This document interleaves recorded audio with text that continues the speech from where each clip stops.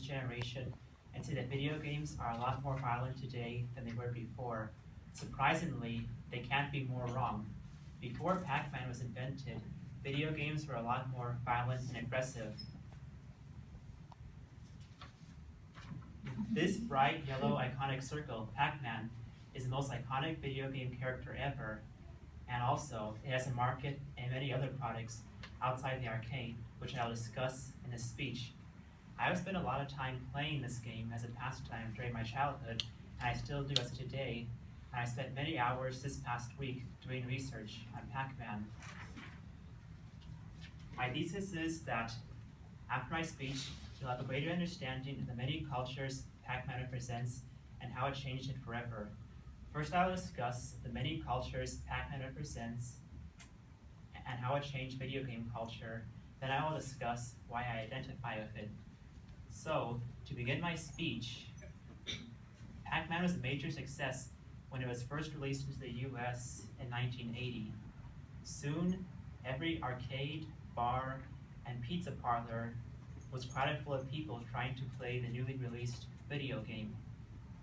And Pac-Man, as I mentioned before, not only became a major success in video game culture, but pop culture as well.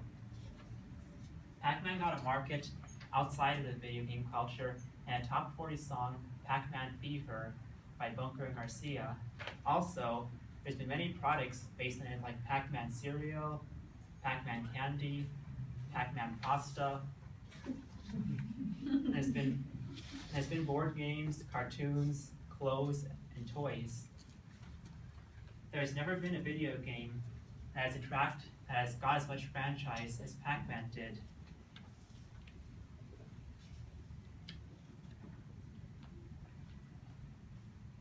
So basically, it started with a company named Namco, which is a company in Japan that started in the 1950s, and it's a major designer of video games. One of Namco's lead designers, Toru Iwatani, wanted to create a video game which catered to both male and female audiences.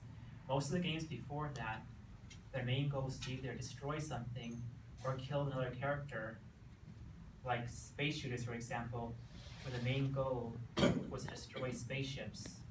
However, Pac-Man, there's no weapons, and the main goal isn't to kill anybody or destroy anything. It's simply just to eat up the dots, outrun the ghost monsters, until you can chase them back. So, before, arcades were mainly a place for older teen boys and men to hang out at.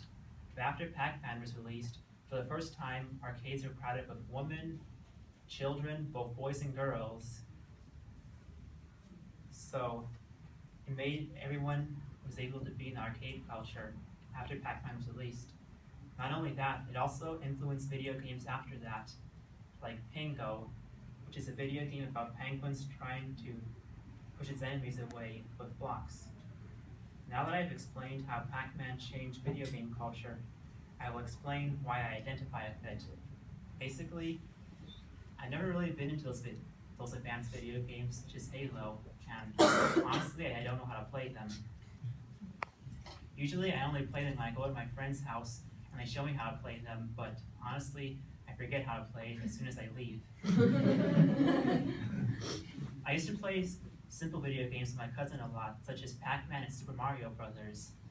Those video games, they rely more on art style and movements instead of technology, so I never forget how to play them. To this day, I still play Pac-Man as a pastime.